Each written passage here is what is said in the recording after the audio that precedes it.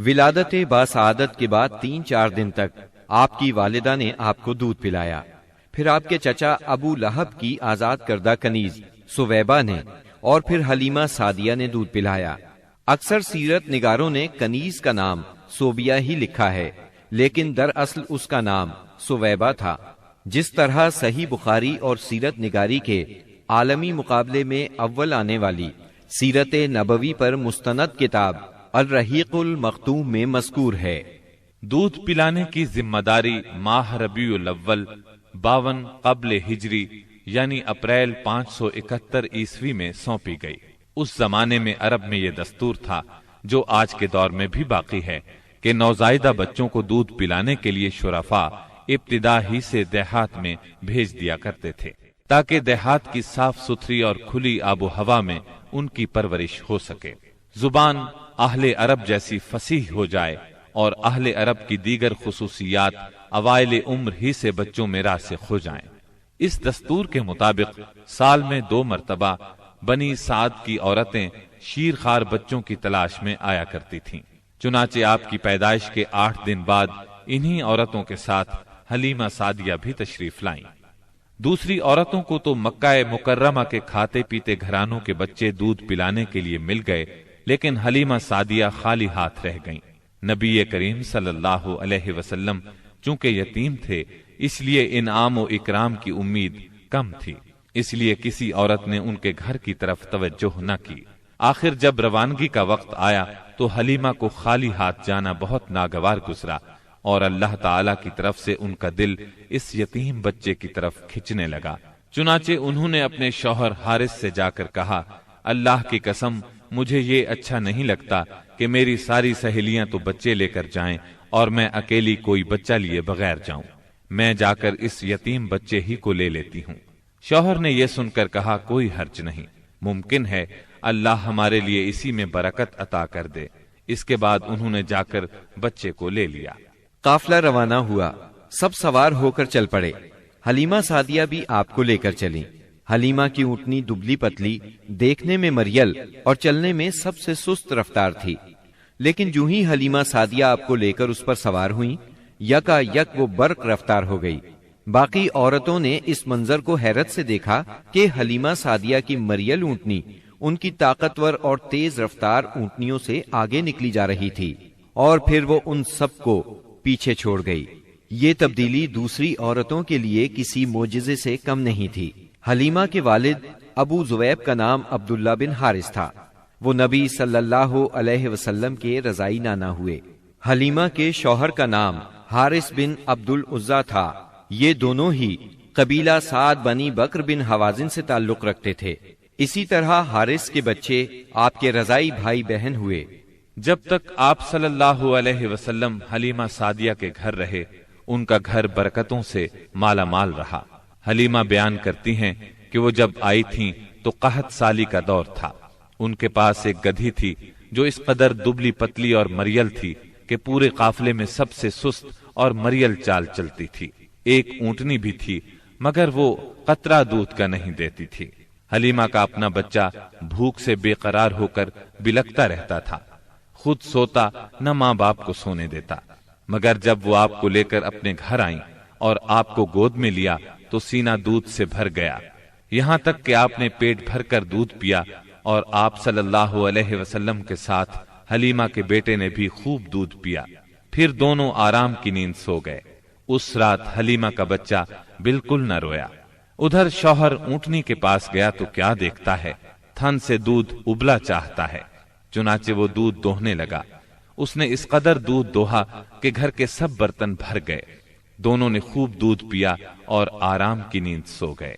حلیمہ سعدیہ کا گھرانہ سب سے زیادہ قحط زدہ تھا، لیکن مکے سے واپسی کے بعد ان کی یہ حالت ہوئی کہ جب بکریاں چر کر گھر واپس آئیں تو ان کی کوکھیں نکلی ہوئی تھیں اور تھن دودھ سے لبریز تھے۔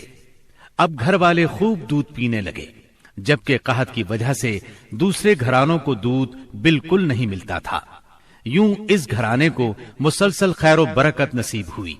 حلیمہ کا دستور تھا کہ وہ ہر 6 ماہ بعد آپ کو مکے لاتی، والدہ اور خاندان کے لوگوں سے ملاتی، اور پھر اپنے دیار بنی سعد واپس لے جاتی۔ جب مدت رضاعت پوری ہو گئی تو دودھ چھڑا کر آپ کی والدہ کے پاس لائیں۔ اب تک وہ آپ کی وجہ سے خیر و برکت دیکھ چکی تھی، اس وجہ سے چاہتی تھی کہ آپ کو ابھی ان کے پاس ہی رہنے دیا جائے۔ چنانچہ انہوں نے آپ کی والدہ سے کہا، کیوں نہ آپ بچے کو ابھی میرے پاس ہی رہنے دیں تاکہ یہ اور مضبوط ہو جائے، مجھے مکے کی وبا سے ڈر لگتا ہے۔ والدہ اس پر راضی ہو گئیں اور حلیمہ آپ کو لے کر خوش خوش اپنے گھر آ گئیں۔ اس طرح آپ قریباً 2 برس تک وہیں رہے۔ پھر آپ کے سینہ مبارک کو چاک کرنے کا واقعہ پیش آیا۔ اس واقعے سے خوفزدہ ہو کر حلیمہ اور ان کے شوہر نے آپ کو آپ کی والدہ آمنہ کے حوالے کر دیا۔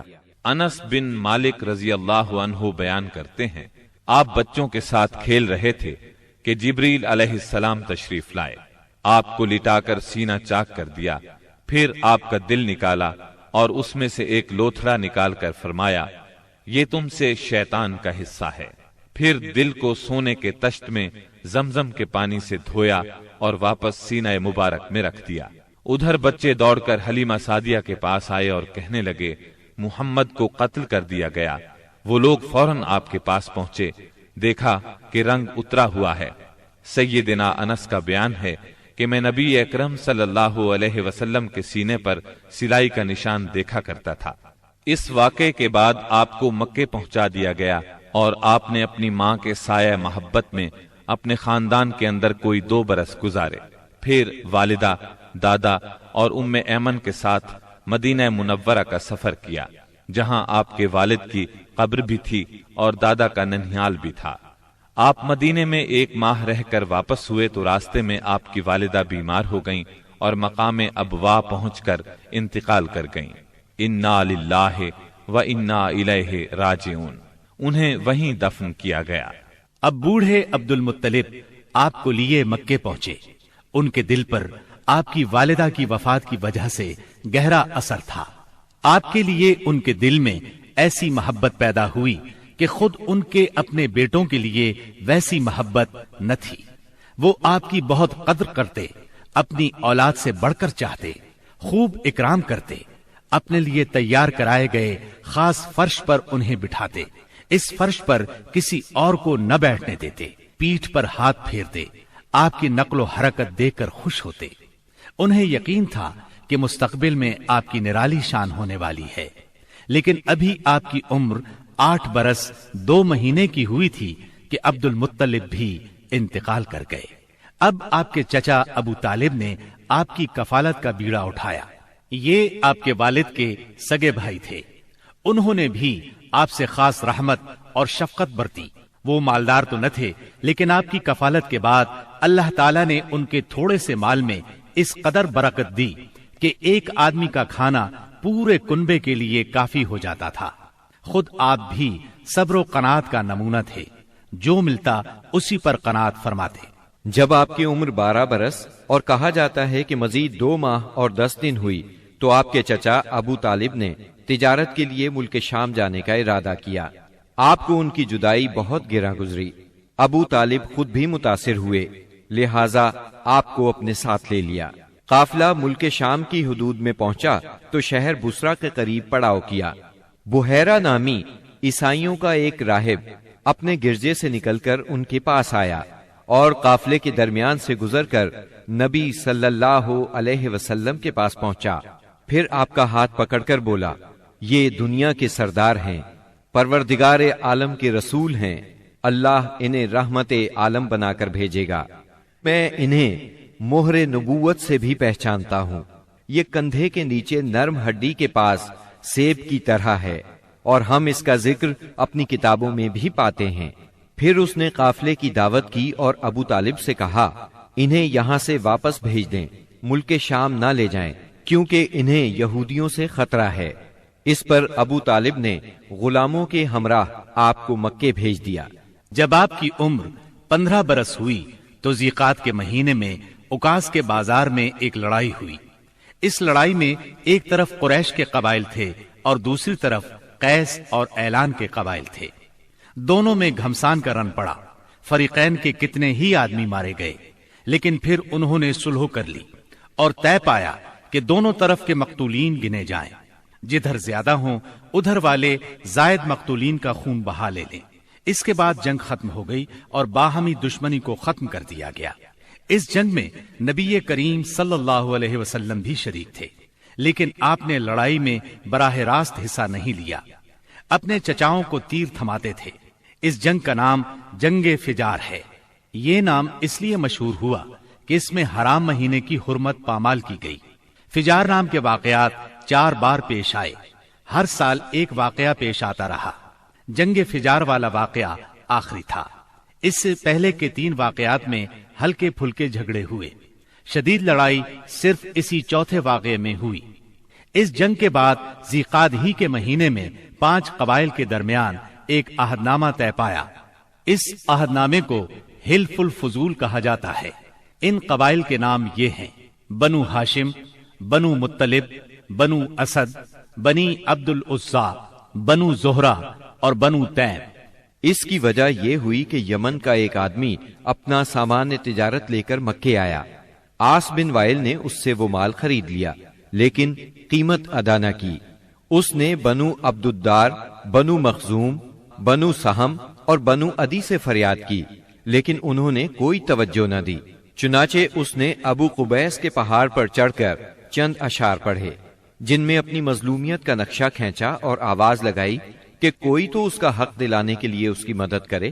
اس پر زبیر بن عبد المطلب نے دوڑ دھوپ کی، لہٰذا اس قبیلے کے افراد بنو تیم کے سردار عبداللہ بن جدعان کے گھر میں جمع ہوئے اور آپس میں عہد و پیمان کیا کہ مکے میں جو بھی مظلوم نظر آئے، خواہ مکے کا رہنے والا ہو یا کسی اور جگہ کا، یہ سب اس کی حمایت میں اٹھ کھڑے ہوں گے۔ انہوں نے عاص بن وائل سے بھی اس کا حق لے کر اس کے حوالے کیا۔ اس عہد و پیمان میں آپ بھی اپنے چچاؤں کے ساتھ تھے۔ نبوت سے سرفراز ہونے کے بعد آپ فرمایا کرتے تھے، میں عبداللہ بن جدعان کے مکان پر ایک ایسے معاہدے میں شریک ہوا کہ مجھے اس کے بدلے سرخ اونٹ بھی پسند نہیں، اور اگر میں اس کے لیے اسلام کے دور میں بلایا جاتا تو ضرور جاتا۔ نبی اکرم صلی اللہ علیہ وسلم یتیم پیدا ہوئے اور اپنے دادا پھر چچا کی کفالت میں رہے۔ والد سے وراثت میں جو کچھ ملا تھا اس سے کچھ نہیں ہو سکتا تھا۔ چنانچہ جو ہی آپ ہلکے پھلکے کام کرنے کے لائق ہوئے، اپنے رضائی بھائیوں کے ساتھ دیار بنی سعد میں بکریاں چرانے لگے۔ پھر جب مکہ معظمہ آئے تو وہاں بھی چند قیرات کے عوض اہل مکہ کی بکریاں چرائیں۔ قیرات 1 دینار کا 20واں یا 24واں حصہ ہوتا ہے، جس کی قیمت اس زمانے میں بمشکل 80-90 روپے سمجھ لیں۔ کم عمری میں بکریاں چرانا انبیاء کی سنت ہے۔ ایک بار عہد نبوت میں آپ نے فرمایا، کوئی بھی نبی نہیں گزرا مگر اس نے بکریاں ضرور چرائیں۔ پھر جب آپ جوان ہو گئے تو تجارت شروع کی۔ بعض روایات کی روح سے آپ صائب بن ابی صائب کے ساتھ مل کر تجارت کرتے تھے۔ آپ تجارت میں بہترین ساتھی تھے، لین دین کے معاملے میں لڑتے جھگڑتے تھے، نہ بحث کرتے تھے۔